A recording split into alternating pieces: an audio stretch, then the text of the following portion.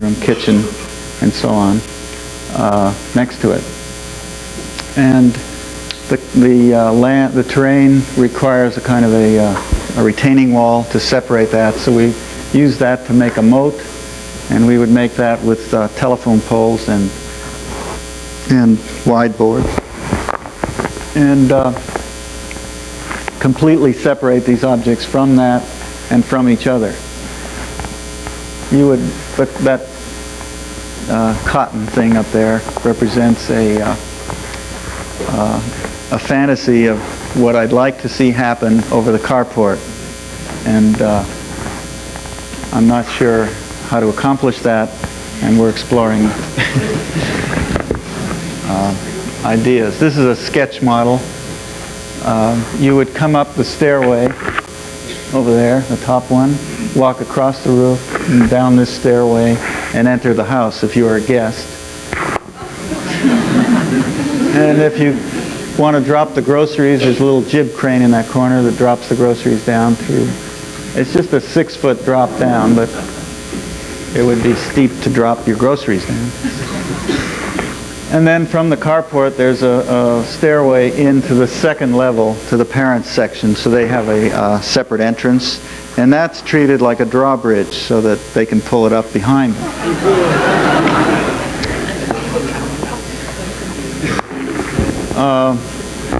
These buildings would be built with asphalt shingle vertically, and asphalt roll roofing horizontally, and would be 2 different colors and hopefully 2 different textures. So this would be maybe a brick pattern, and this would be like a scallop pattern. If those can be. They still make those in New York. For some reason, they don't make them out here. On the roof would be a wood platform set on blocks, and that would be built later by the owner, who claims he can do that kind of carpentry. So it'll be kind of simple. And this pile of wood, which is just a diagram or a reference for an intention, is again that idea of the wood framing, but in this case it would become like a trellis or playhouse, and it's my intention to work with the owner and build this. Those are skylights and chimneys and stuff.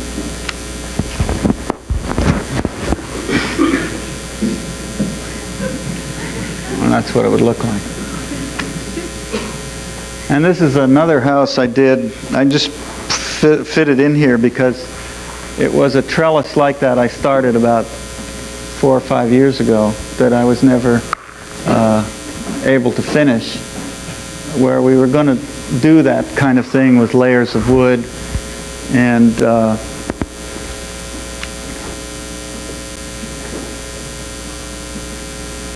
so I still want to finish that idea. These are the sketches from the street.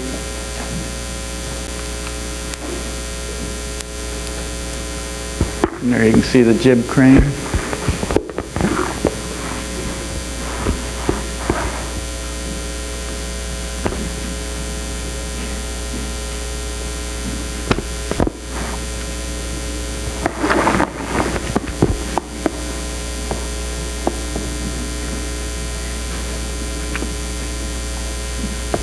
And this is another project that I've just been working on in Venice.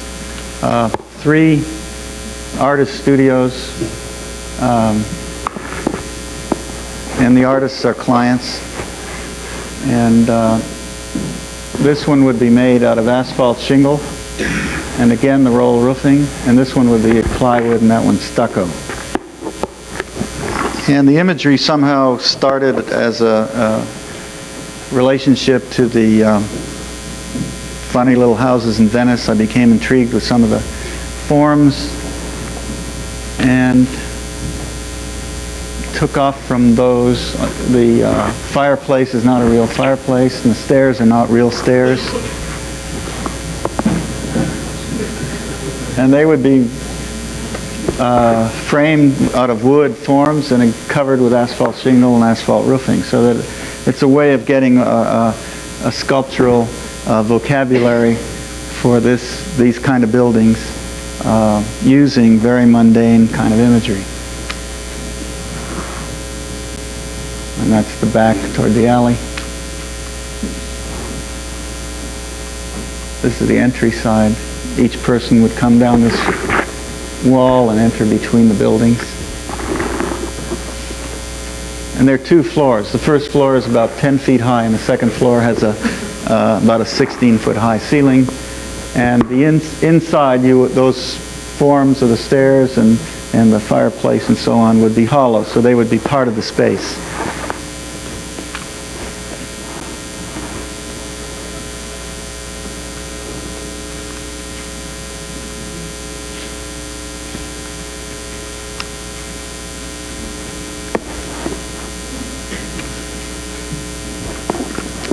And this is the project I'm working on right now.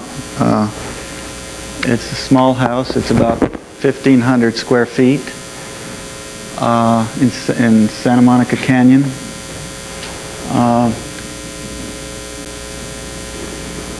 I think I'm out on the furthest limb I've been out on. I'm not quite sure how I'm going to resolve it yet. I've been agonizing and worrying about it and working on it a lot. It's taking the house apart and making a series of one-room objects with the idea of creating a separate a way of expanding a formal vocabulary. And each object has to be built very simply and cheaply. And they would have a different quality inside and outside. And this is the beginning model. There's a Santa Monica Canyon Creek goes down through here. The hill goes up this way. The hill goes up that way. And there's a house on either side.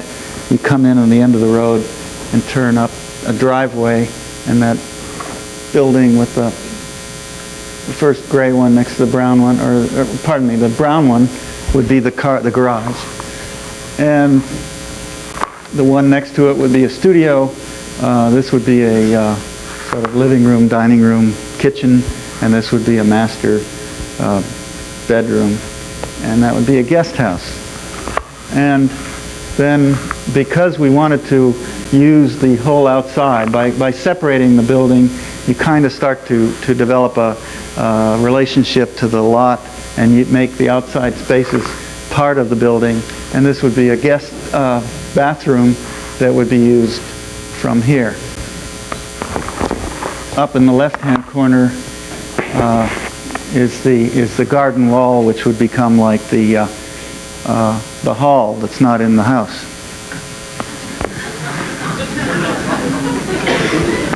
The wood structure is the beginnings of a greenhouse that would be used for a kind of a breakfast room. So it's not unlike the old Spanish courtyard house, which is a series of rooms around the court, and you go outside to go from room to room.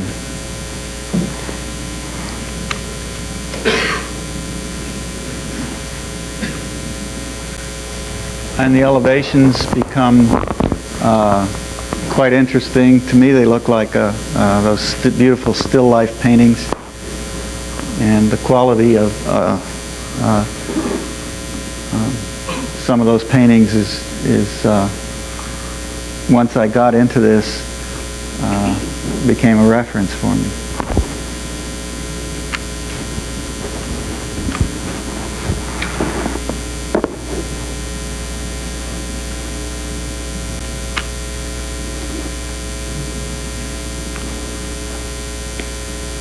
Thank you very much.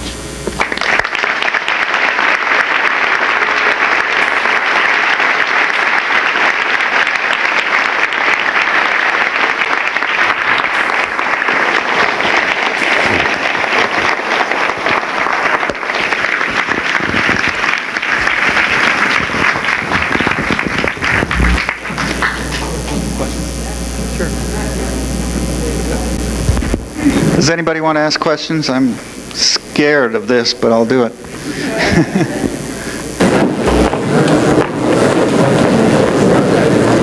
Yeah, I have a question. What led you to go into chain link fences the way you do? I thought I made it clear.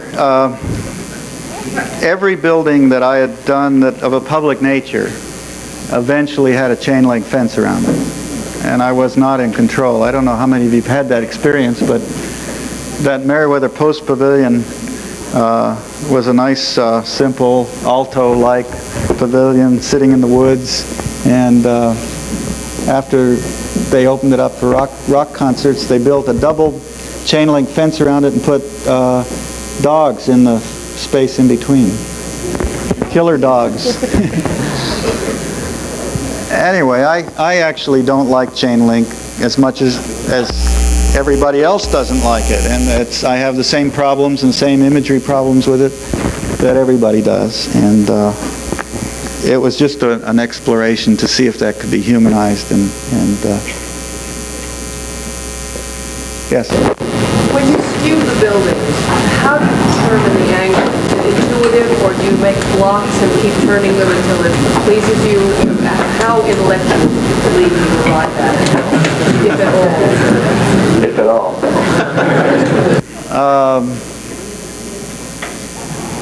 I spend a lot of time determining it. It's not done as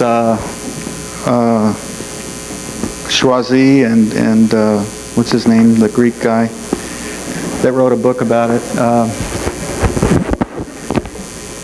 It's not done as carefully or as intentional as the Parthenon is supposed to have been done. But it's the intention is to make it look like they were thrown, and I spend a lot of time getting it that way. Now, I ask myself the same question a lot, and I'm very pleased with the results when I do it, and so it's personal.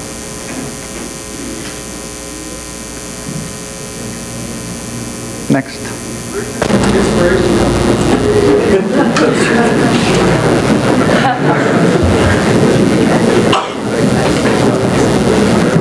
Everything around me.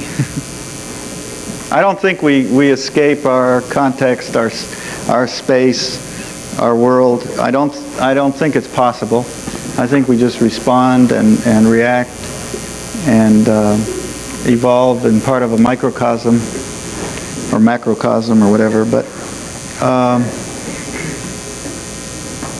I think that the forces to make things the same are so great that it's a real struggle to break out of that. And the breaking out of that may seem idiosyncratic and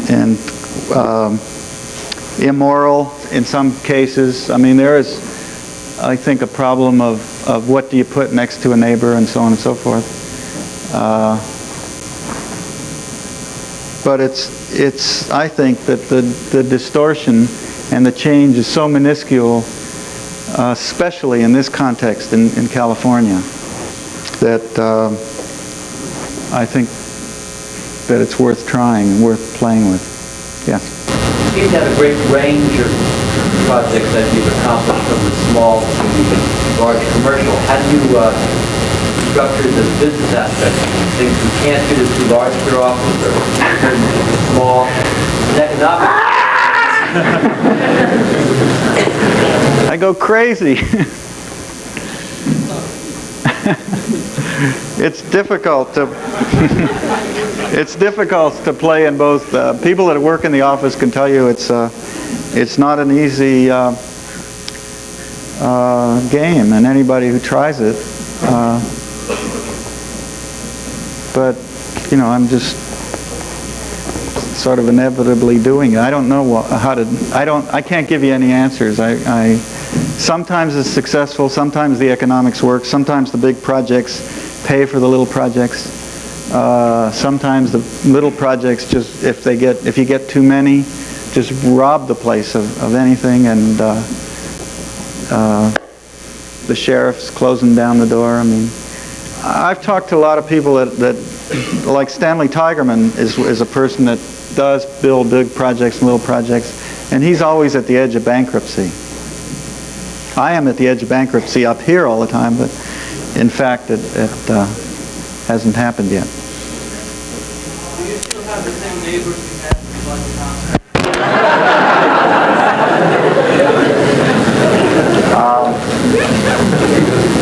I think so, yes. And this Halloween they came around and brought presents, and Christmas they brought. I think they're mostly friendly. There are a couple that were hostile. There was an architect down the street that didn't like the building. But I don't know. John Dreyfus interviewed them. What did they say, John? I have a lot of respect for it. Thank you. There is a question of I think, of putting something like that in that neighborhood, and I'm not sure I had all the answers, or that it was the right thing to do. And I have talked to some of the people, and I recognize their misunderstandings about what I was trying to do. And when I started to explain what I was doing and why I was doing it, and once they saw it and came inside and looked at it and understood, then there was no problem. You spoke of trying so hard for the effect of a structure being wrong. Why is that needed? You misunderstand. I didn't mean thrown. I meant there's a certain fascination with something not looking designed. I feel that a lot of buildings, a lot of architecture, a lot of work has that designed look, that sort of everything is in place, and I'm really trying to get away from that and to look more like it was less contrived. Now maybe in fact it ends up being more contrived, but I hope not. I'm here. Do you find there's a difference, a large difference between how your projects are received on the East Coast as versus the West Coast? How do people feel about the things back east?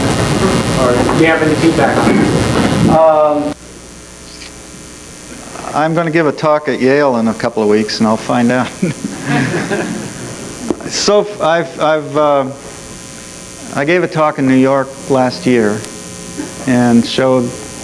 I didn't have the new stuff, but I showed my house and so on, and there was a lot of interest in it and a lot of free exchange. Some people didn't like it, but I didn't feel that there was a terrible antagonism. Maybe they didn't tell me. I think I think people are good people are interested in ideas, and if you, I know I am, and if somebody puts a new idea on the table, I want to look at it, and I may reject it, I may say it's junk, I may play with it, I may learn from it. I think you find that good people tend to feel the same way. It seems like you have a tendency to be able to stretch your client, sometimes to the breaking point, possibly. I don't know. I'm curious, do you do that by presenting... Will all my clients please close me? Do you do that by presenting, I hate the most bizarre scheme and then compromising, or do you bring them along slowly?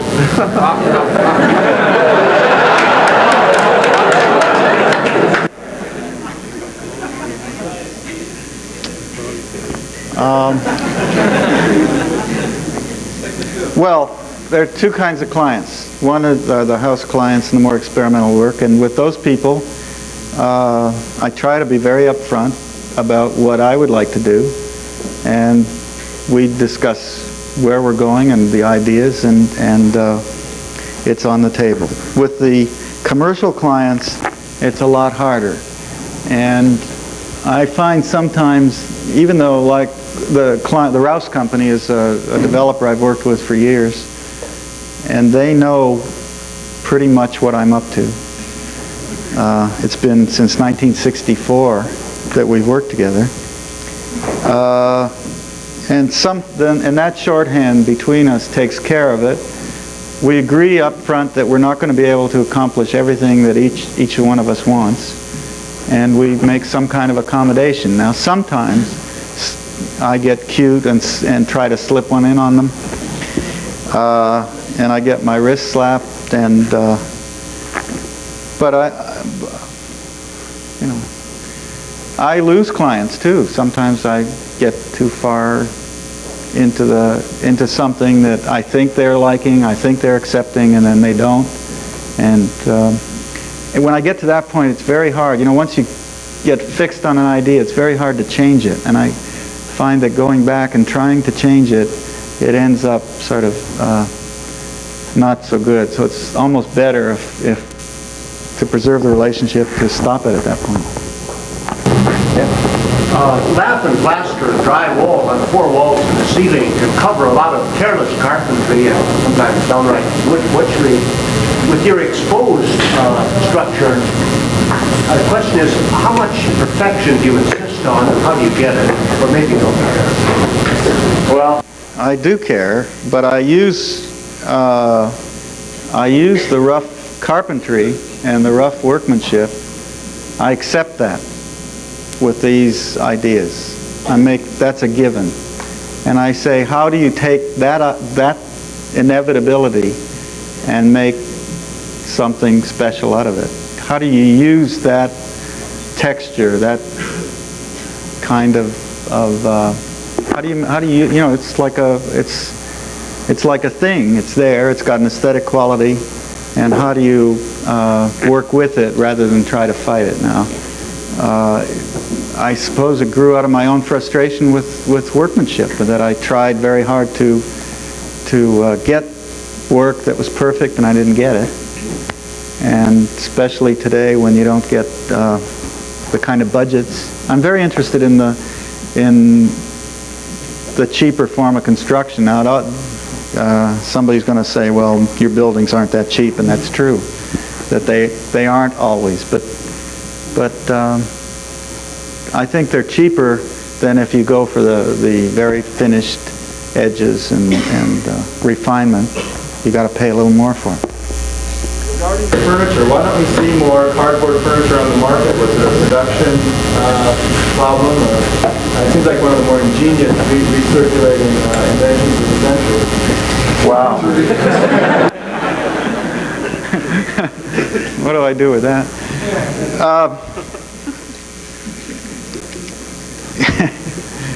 It wasn't production. Production was fine. I didn't understand that kind of business, and I had problems continuing in it, and I tried to pass it off to others, and I couldn't. I gave it away, and I hung on to it. I gave it away, and I hung on to it, and it was it's one of those things that you identify with, and you can't let go of, and yet you want to. And I suppose now I would be delighted if somebody would make it, but I'm not interested in doing it myself.